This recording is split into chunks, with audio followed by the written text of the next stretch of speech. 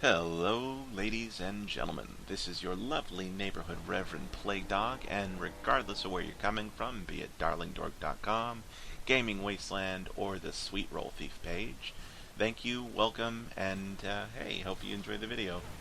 So today I'm going to be doing a video review, obviously it's a video review since you're watching it, of the Perfect World Entertainment game Neverwinter, which will be releasing on the 20th of this month, which is June of 2013. Thank you very much. And, I've had this game for a while, but I kind of decided not to do a review for it until now because the first time I played it, I was not really impressed by it. Recently, however, I was peer pressured into giving it another chance, and honestly, my opinion has radically changed. Now, the key to this change would be that I started playing with friends, which you'd think would have occurred to me the first time around, considering that's an MMO, but nah, didn't occur to me. I'm apparently more addle-brained than anyone had previously assumed. Let's, however, put my obvious mental handicaps aside for a moment and just talk about the game. So, as you can see from the video, it has fluid gameplay. It plays like a FPS. Just that little cursor in the middle. I'm always, no matter where my mouse goes, it's exactly what I'm pointing at. It's exactly what I cast at. It has simple to master controls. I mean, literally, it's the mouse and the WSAD. It's got diverse and interesting classes to play. As you see, I'm playing a control wizard, and it can be really insane. The lore for the game is really rich. The crafting simple that's in the game is really simple, and yet has enough depth to be addicting. The PvP is fun, though again, simple enough not to be overwhelming, and it's challenging enough to maintain that sort of adrenaline rush that you need to make like PvP just like really grasp into you and get its hooks into you. And the amount of detail that Perfect Worlds put into this is really just, it's amazing. Like, it gives me this nostalgic feeling of sitting around like a tiny table with a group of friends, beer in hand, just playing D&D.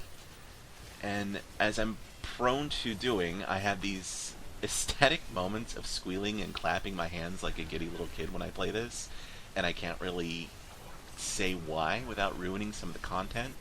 So just trust me when I say that it has those moments where you will squeal and you will clap like a retarded seal and you'll love it.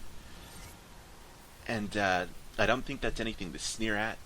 I know it sounds absolutely retarded, but I've become so burned out by the gaming industry recently that most of the time the only emotional reaction I'm able to muster up is some sort of frustrated disappointment. So to have a game where I'm actually emotionally invested in playing, even if it's just going, oh my god, it's really nice. But I digress. So first things first, let's talk about the playable races. Since it's a fantasy game, you get to pick, the typical choices of humans, elves, and dwarves. But it also has the options of playing things like half-orcs and half-elves and, of course, half-lings. I've actually seen more characters with Lord of the Rings names running around than I can shake a stick at. And there are like 20 different Bilbo teabaggins on my server alone. And, of course, since it's D&D, you also get some of the lore-exclusive races like the Drow or the Tieflings. For those of you not familiar with D&D lore, the Drow are essentially dark elves who live in vast underground metropolises, and the Tieflings are a race of half-demons with red skin and horns. They're kind of exactly what you expect of a race of baddies gone good. And again, in the video you're watching, my character Raska, the control wizard, is actually Tiefling, and I love it. I mean, those horns, and like she has these dreads, it's, oh baby.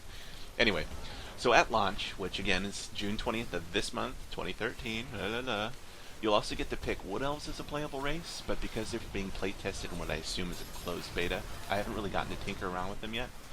And then additionally, on the 20th, the Drow will be immediately available only for founders, however. And in order to have gotten them, you had to have paid $200 to Perfect World before the game launched. And you get some stuff like a special title, a special armored spider mount, which is really cool, but $200 for a race that's going to be released, like, 2 months after the game comes out anyway, and a mount is a little much.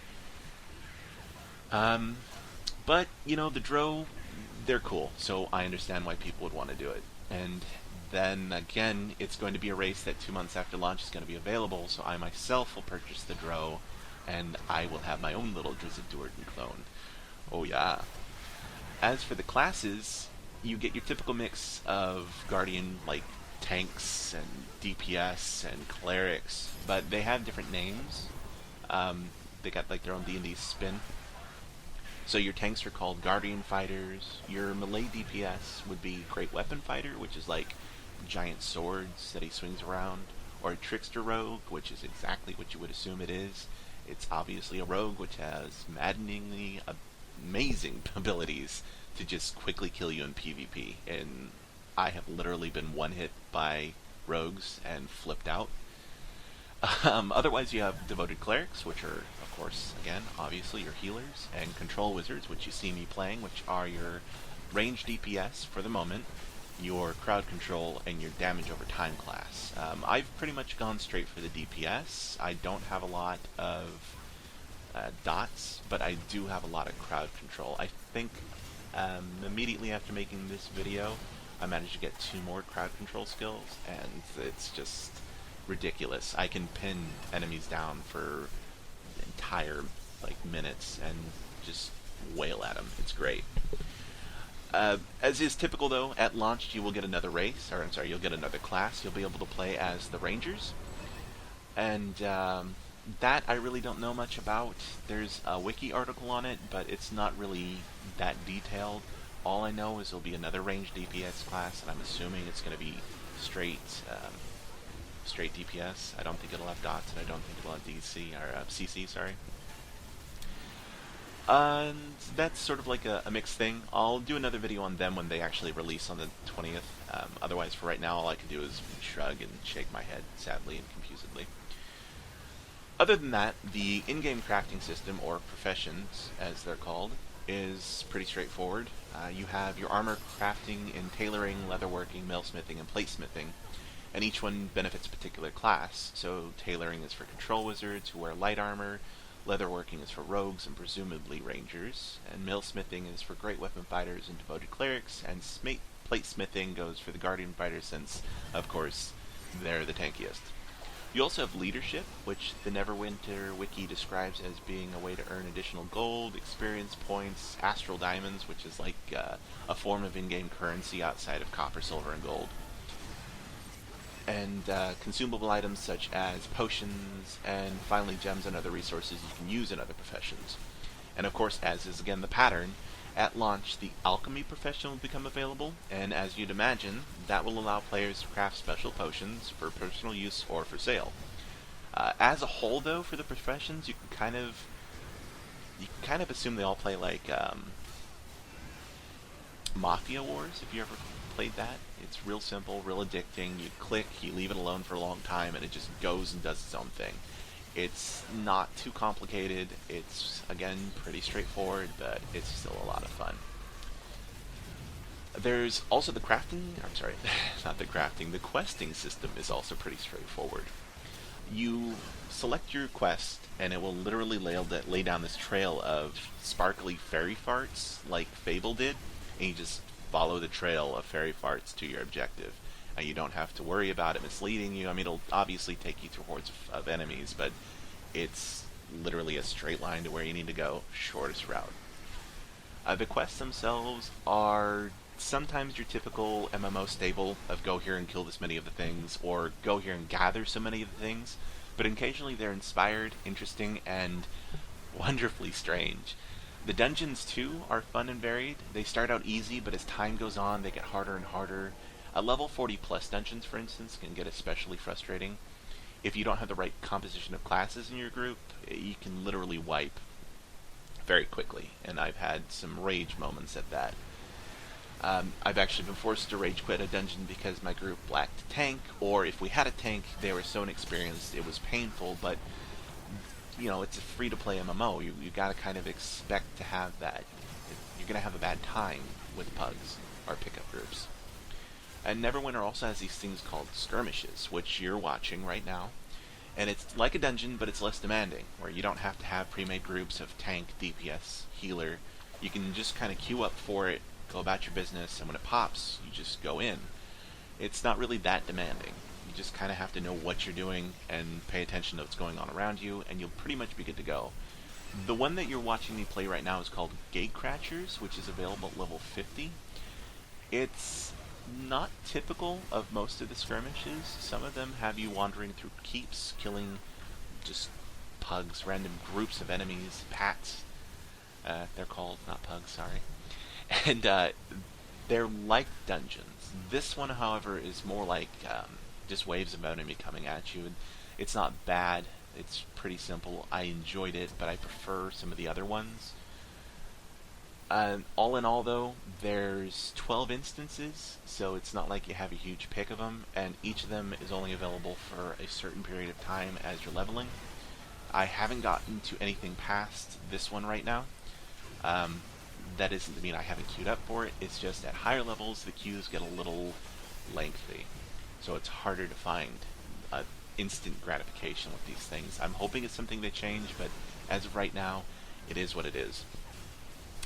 Anyway, rambling aside, the real crowning achievement for Neverwinter is something called the foundry system. And the foundry is a tool that allows players to craft their own dungeons and missions in the world. So, some of them really suck, obviously, because not everyone is a freaking Shakespeare. But a lot of them are really funny. They're really fun. They have a lot of combat. There's a group of them done by a guy named Chili, and those are really good. They're funny, they're well made, they have a lot of good combat.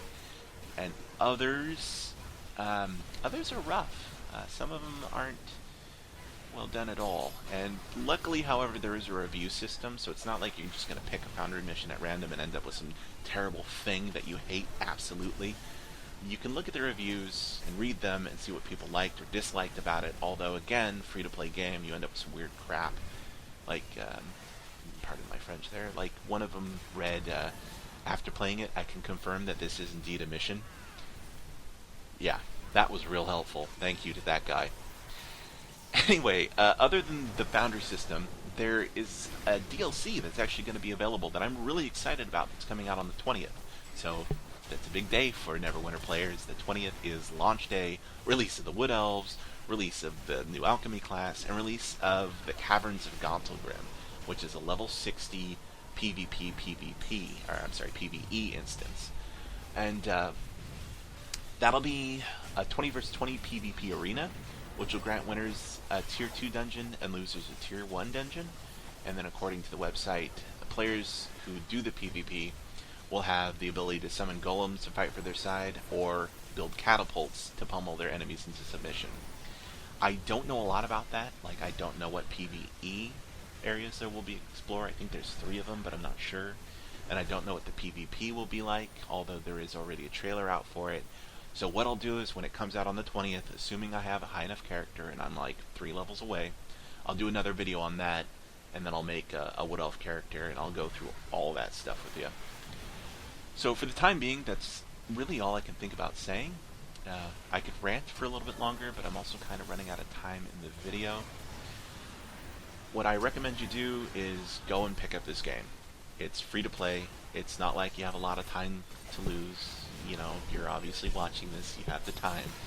And since it's free, there's really no monetary investment, and you can actually trade the Astral Diamonds for money to buy the special mounts, or the special companions, or etc., that you would need to play the game. And it's not like you absolutely need them, they're just there in case you want them. Again, other than that, I don't have a lot. Go check this out, and get addicted to its nerdy goodness. So, with that, that's Plague Dog out. Thank you again for watching.